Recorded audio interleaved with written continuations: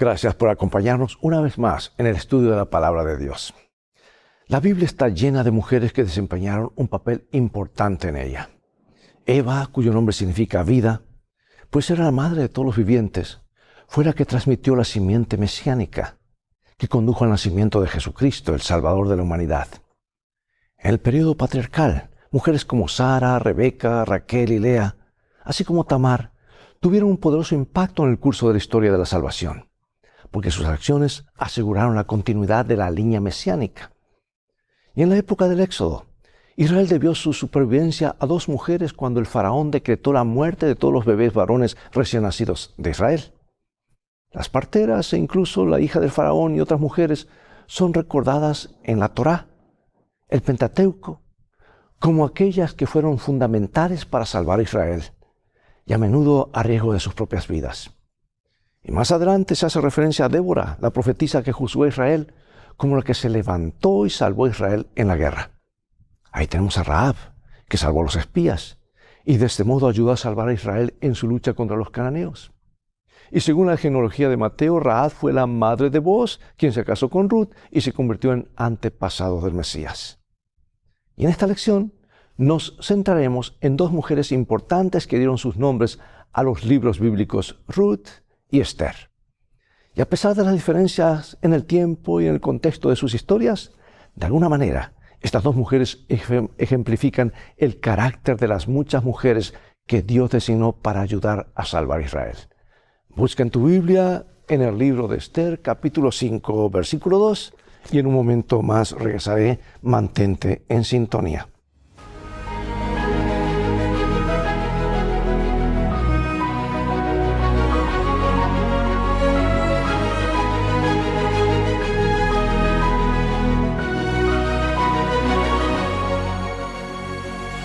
Esther 5:2. Y cuando vio a la reina Esther que estaba en el patio, ella obtuvo gracia ante sus ojos y el rey extendió a Esther el cetro de oro que tenía en la mano. Entonces vino Esther y tocó la punta del cetro. Bueno, hoy continuaremos explorando historias que prefiguran acontecimientos de los últimos días. Y al utilizar acontecimientos y personas de la vida real, Dios nos ayuda a ver las cosas desde su perspectiva y a entender cómo interpretar las profecías registradas luego que tienen el propósito de fortalecer nuestra fe. Nuestra atención se centra en dos mujeres importantes cuyas historias han tocado los corazones de innumerables generaciones. Y estas son Ruth y Esther, como mencioné al comienzo. Ruth es una viuda desposeída que encuentra la esperanza tras conocer al bondadoso Booz, su pariente redentor. Su matrimonio se ha convertido en una de las historias de amor favoritas de los cristianos por la forma en que refleja el amor de Cristo por nosotros. Y la otra historia se refiere a esta joven que vive en un país extranjero donde se entera de un complot para destruir a su pueblo y se ve empujada al escenario principal del drama que se desarrolla para salvarlo. En la profecía, una mujer también representa o simboliza al pueblo de Dios y arroja mucha luz acerca de cómo considera él a su pueblo. Veamos los relatos bíblicos de estas dos mujeres cuyas circunstancias han quedado inmortalizadas en la palabra de Dios y tratemos de extraer las lecciones contenidas de sus experiencias. Vayamos entonces al estudio. Hay muchos críticos de la fe cristiana que han señalado a menudo la brutal realidad de vivir en este mundo como prueba de que Dios no existe, que es impotente para impedir que no ocurran cosas malas o que no le importa que suframos. Sin embargo, muchas de las historias de la Biblia proveen abundantes evidencias de que ninguna de estas suposiciones es correcta.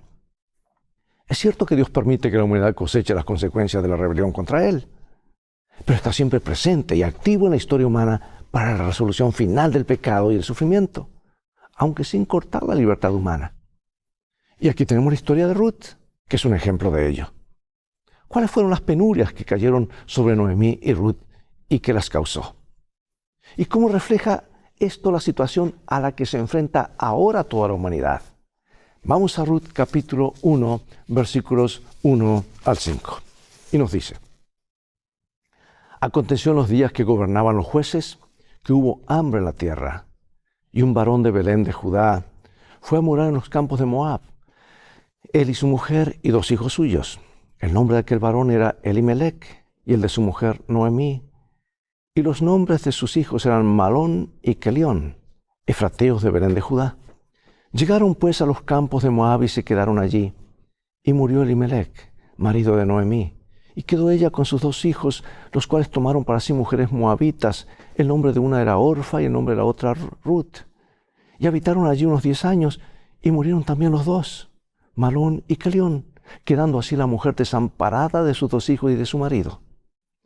Bueno, el enunciado inicial de esta historia resulta paradójico. Hubo una hambruna que afectó a Belén. Escucha bien, una ciudad cuyo nombre significa casa del pan o del alimento. Hambre en la casa del pan. ¡Qué paradoja! Ahora, la abundancia caracterizaba al Edén, donde Dios dijo a Adán y a Eva, pueden comer de todo árbol del huerto. Y la humanidad comenzó su existencia en medio de la abundancia, bajo el cuidado de un creador generoso. Pero su papel de administradores de la creación se convirtió luego en la esclavitud del pecado. Porque se dijo, con el sudor de tu rostro comerás el pan, hasta que vuelvas a la tierra donde fuiste tomado, dijo Dios a Adán. Y al igual que Noemí, hemos sido desposeídos de la herencia que Dios originalmente dispuso que tuviéramos. ¿Ves el paralelismo? Y nuestra vida se ha convertido en una penuria.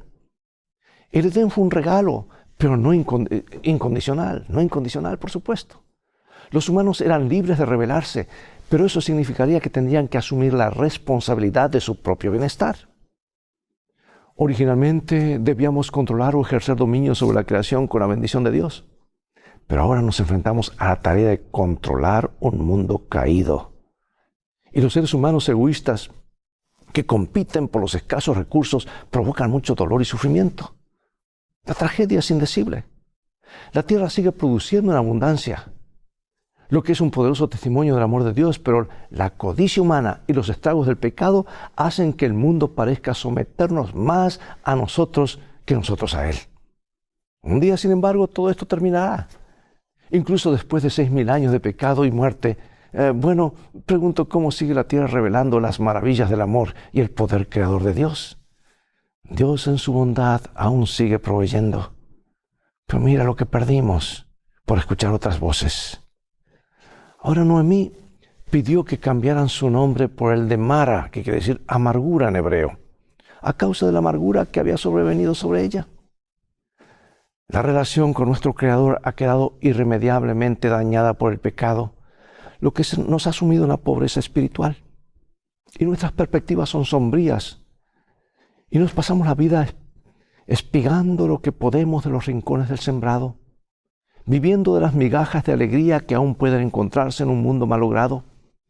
Pero todo cambia cuando descubrimos que Dios no nos ha olvidado. Noemí había sido desposeída y probablemente regresó para vender su tierra con el fin de pagar las deudas contraídas antes de que se mudara a Moab. Dios había hecho una provisión en Israel para que los desposeídos pues reclamaran su herencia en la tierra prometida. O sea que un pariente cercano podía redimir, es decir, rescatar la tierra en favor de ellos. Vos no solo era un amable agricultor, sino también un pariente. Si alguien no podía pagar sus deudas y reclamar su participación en la herencia de Israel, resulta que un pariente cercano podía hacerlo en su lugar. Dice la Escritura, si tu hermano se empobreciera y vendiere parte de su propiedad, vendrá el rescatador, su pariente más cercano, y rescatará todo lo que su hermano haya vendido. Eso está en Levítico. Y el descubrimiento de que Booz no solo era bondadoso y generoso, sino también un pariente, fue la mejor noticia posible, pues significaba que la pobreza en que vivían estas 2 mujeres no tenía por qué durar para siempre.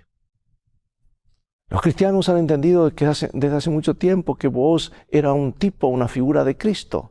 No solo nuestro Creador, sino también quien eligió convertirse en nuestro pariente, en nuestro hermano, es decir, en un ser humano real de carne y hueso. He allí una de las razones por las que vez tras vez se llamó a sí mismo el Hijo del Hombre. Demasiada gente asocia a Dios con la dureza y piensa que quizás nos deje entrar al cielo si logramos tildar todas las casillas correctas en un cuestionario moral, pero que aún así lo hará a regañadientes. Ese es el concepto que algunos tienen. Y la imagen de Cristo revelada en la persona de Booz desplaza por completo esas nociones erróneas. Porque Dios no solo se fija en nosotros a pesar de nuestra profunda indigencia espiritual, sino que también nos quiere como su esposa. Trata de comprender que el Creador no solo se convirtió en parte de su propia creación, sino también murió por ella.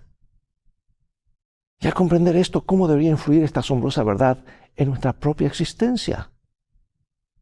Bueno, Boaz se enamora profundamente de Ruth y desea casarse con ella, pero existe un obstáculo importante para ello. Hay un pariente más cercano que también tiene derecho a ella y a la tierra. Ahora, si consideramos a Boaz como un tipo de Cristo, esta situación puede revelar una cuestión que está en juego en el gran conflicto. Cristo nos ama, pero hay un pariente más cercano que también tiene cierto derecho, y este es Satanás, porque nosotros elegimos seguirlo a él. Y cuando Satanás apareció en el concilio celestial, dijo a Dios que venía de rodear la tierra y andar por ella. Y cuando Dios le preguntó si se había fijado en el justo Job, Satanás lo reclamó como uno de los suyos, sugiriendo que el corazón de Job no pertenecía realmente a Dios. Es decir, que Job solo seguía a Dios por conveniencia. Y según Satanás, Job dejaría de ser leal a Dios si el Señor dejaba de ser benévolo con él. Y en el libro de Judas, que contiene una breve referencia a una historia muy conocida en Israel, según la cual Moisés resucitó después de haber sido sepultado por Dios mismo, notamos que vez tras vez Dios se manifiesta mostrando de que hay un conflicto real y que hay alguien que nos reclama, pero Él nos reclama por su sangre. Bueno, aún no tenemos todos los detalles, pues la disputa por el cuerpo de Moisés da a entender que Satanás estaba reclamando algún derecho sobre él. El Juan comenta, porque se le mostró en más de 2000 visiones, se le mostró esto también. Dice, por primera vez, Cristo iba a dar vida a uno de los muertos. Cuando el príncipe de la vida y los ángeles resplandecientes se aproximaron a la tumba, Satanás temió perder su hegemonía. Con sus ángeles malos se aprestó a disputar la invasión del territorio que llamaba suyo. Se jactó de que el siervo de Dios había llegado a ser su prisionero. Declaró que ni siquiera Moisés había sido capaz de guardar la ley de Dios y que se había atribuido la gloria que pertenecía a Jehová. Había cometido el mismo pecado que hiciera desterrar a Satanás del cielo y que por su transgresión había caído bajo el dominio de Satanás. Cristo refutó la afirmación de Satanás y Moisés fue resucitado. Y en Ruth 4, resulta que Boaz viaja hasta Belén, hasta el portal, a la entrada de Belén, la ciudad donde Cristo vino al mundo como nuestro pariente cercano. Ve los paralelismos. Los ancianos se reúnen y finalmente se intercambian unas sandalias, símbolo de pertenencia o propiedad. La puerta de un pueblo era un lugar donde se decidían los casos. Por lo tanto, la escena de Belén es un tipo o representación del juicio celestial, ya que refleja la escena del juicio registrada en Daniel 7. Y no debemos pasar por alto un aspecto crucial del juicio, y es que este se realiza en favor de los santos. No hay nada que temer, pero solo porque Cristo pagó el precio por nosotros, así como Boaz lo pagó por Ruth para que fuera su esposa. La historia de Esther, por otro lado, incluye a Amán, un personaje ávido de poder y a quien se había otorgado un elevado grado de prominencia en el imperio por encima de todos los demás príncipes. Y en Ezequiel 28 y Isaías 14 se encuentran algunos paralelos entre Lucifer y Amán, un malvado enemigo de Dios y de su pueblo. Y las intenciones generales de Satanás se ponen de manifiesto en la historia de la tentación de Cristo, en la que lleva a Jesús a un lugar elevado para mostrarle los reinos del mundo. Cristo, como hemos visto, vino a redimir al mundo y a reclamarlo como suyo, y lo hizo como uno de nosotros. Jesús es el pariente redentor, y por supuesto, el precio que pagó para redimir al mundo fue muy alto. Vemos en Apocalipsis que el ansia de poder y adoración por parte de Satanás conduce a este mundo a su crisis final. Sus engaños logran que la humanidad, excepto unos pocos, se maravillen y adoren a la bestia. Apocalipsis 13. Entonces recurre a la fuerza contra los pocos renuentes a ello. Y Amán se da cuenta, por otro lado, aquí está el paralelismo, de que Mardoqueo, uno de los elegidos de Dios, no reconocía lo que aquel consideraba su derecho, ya que no se arrodillaba ni se humillaba ante él. Por lo tanto, se llenó de ira, dice el libro de Esther 3:5. y se empeñó en borrar a todo el pueblo de Mardoqueo de la faz de la tierra. ¿En qué se parece la descripción de que hace Juan de la iglesia de remanente de Dios y a la que hace lo que hace Amán con el pueblo de Dios? El diablo ha reclamado este mundo, pero la presencia de personas que permanecen leales a Dios, que guardan sus mandamientos, refuta su pretensión de supremacía total. Nuevamente comenta lo que llamamos la pluma inspirada por Dios. Una vez que el sábado llegue a ser el punto especial de controversia en toda la cristiandad, y las autoridades religiosas y civiles se unan para imponer la observancia del domingo, la negativa persistente por parte de una pequeña minoría de ceder a la exigencia popular la convertirá en objeto de execración universal. Piensa, hermano y hermana, amigo y amiga, en las cosas pequeñas que ponen a prueba tu fe ahora. Si cedes en cosas pequeñas, ¿qué harás en la hora de la gran prueba? Porque existe una tendencia entre algunos cristianos a detenerse en los momentos oscuros descritos en la profecía bíblica. En realidad hay gente que le gusta ver lo tétrico nada más. Sí, se avecinan tiempos difíciles. Y el estudio de la profecía podría desacertadamente centrarse en el temor y las dificultades en lugar de hacerlo en la resolución divina de los problemas de la humanidad. Las cosas van a terminar bien. Hacia allí tenemos que mirar. Mira más allá de los problemas, de las nubes de problemas. Aunque Dios no oculta el futuro y es honesto acerca de los eventos que ocurrirán entre el presente y el fin del gran conflicto, es importante siempre leer la historia hasta su conclusión. En el patrón general que sigue la profecía bíblica, Dios muestra las consecuencias desastrosas de la rebelión humana, pero luego nos da esperanza. Y algunos han contemplado las predicciones de una crisis final en el tiempo de angustia de Jacob con temor y temblor. Sin duda, los últimos momentos no serán fáciles para el pueblo de Dios. Pero así como la predicción de los tiempos difíciles es fiable, también lo es la promesa de liberación. Porque en Apocalipsis 2 el diablo persigue con furia a la esposa de Cristo, pero Dios interviene para salvarla. La historia de Esther también incluye a una hermosa reina que desempeña un papel central en el drama y a la que Dios utiliza poderosamente para salvar a su pueblo. Dios levantó también a su esposa, su iglesia remanente, para un momento específico de la historia. Porque después de que los 1260 días de la Edad Oscura llegaron a su fin, Dios sacó a su novia del lugar seguro donde la había resguardado para que comunicara su mensaje final de misericordia al mundo, los mensajes de los 3 ángeles. Amigos, no perdamos de vista esto. ¿Cuál es el propósito que Dios levanta a la iglesia adventista el séptimo día? Para predicar el evangelio eterno, pero con énfasis en esos últimos 3 mensajes. Porque al igual que Esther, estamos aquí para esta hora. Y ese es el gran propósito que Dios levanta a la iglesia. Cuidado con parecernos a otros grupos y otras denominaciones que no comprenden esta verdad y que predican solamente una parte del evangelio. Esther descubrió que no estaba sola frente a la persecución de Amán contra su pueblo, ya que contó con el favor del rey. Y su pueblo fue finalmente liberado.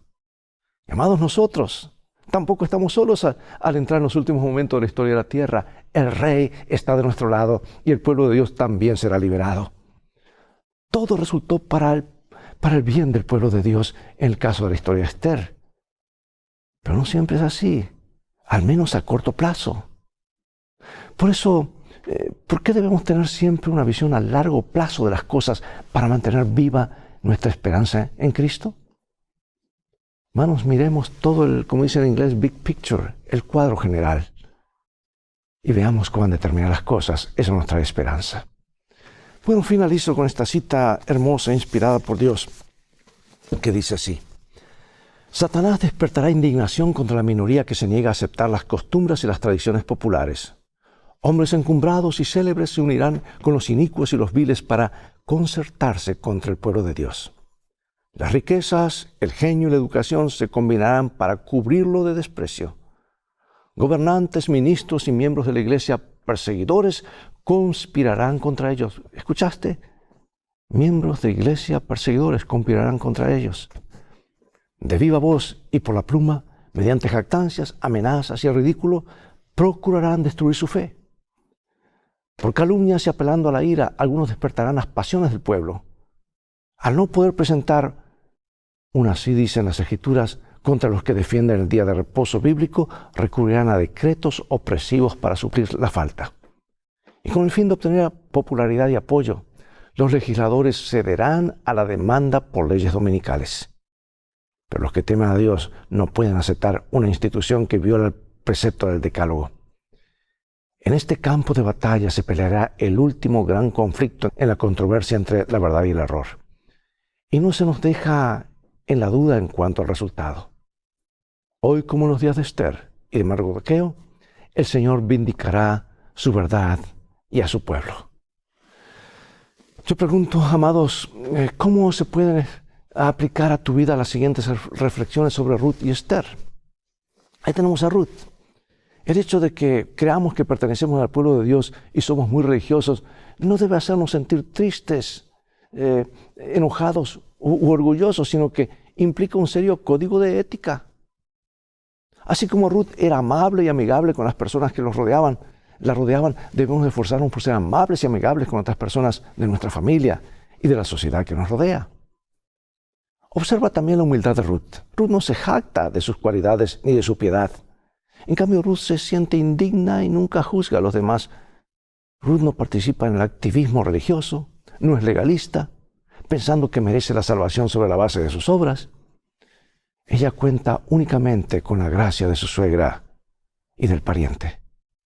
Y por último, observa que el método misionero de Noemí se compone esencialmente de su actitud amable y actos de bondad. Ahí tenemos a Esther. La historia de Esther resuena bien con la vida en nuestro mundo moderno y secular. Donde quiera que estemos y lo que sea que hagamos, ya sea en la oficina o en el camino, en la universidad o incluso en la familia, en medio de nuestras tareas más humildes y deberes más serviles, nuestra presencia es importante y determina la salvación de los demás. ¿Quién sabe si hemos llegado a un lugar determinado para un tiempo como este? Sé sabio. No siempre necesitamos revelar de inmediato nuestra identidad religiosa. Muéstrate amable, como lo hizo Esther. Comprométete a hacer todo lo que puedas para resolver sus problemas y confía en la gracia de Dios para revertir el curso de los acontecimientos. Oremos. Dios del cielo, gracias por estos ejemplos de entrega, de humildad, de confianza, como es el caso de Ruth y Esther, en diferentes escenarios, nos muestran, son un antitipo, son una figura de lo que ha de ocurrir con tus hijos en el tiempo final. Vendrán crisis, pero el Rey está de nuestro lado. Vendrán problemas que pareceremos perder todo, pero hay un hermano que nos reclama y nos redime. Queremos tener estas historias presentes en los momentos difíciles que se acercan para seguir confiando en ti y prepararnos para vivir contigo para siempre. En nuestro deseo y oración, en el nombre de Jesús oramos. Amén. Gracias, amigo y amiga, por acompañarnos hoy. Llegó el momento de decir hasta el próximo programa de Lecciones de Vida. Invita a otros a sintonizar este canal y transfórmate tú mismo en un canal de bendiciones. Mientras tanto, Dios te bendiga y te guarde, y recuerda, tú vales mucho para Jesús. Él te ama más de lo que puedes imaginar. Y si lo dudas, mira el precio que fue pagado por ti y por mí en la cruz del Calvario. Y en este viaje de la vida, las cosas van a terminar bien, lo dice Dios y Él siempre dice la verdad. Pero tendrás que hacer de la Biblia tu GPS y a Jesús como tu guía. Dios te bendiga. Maranata.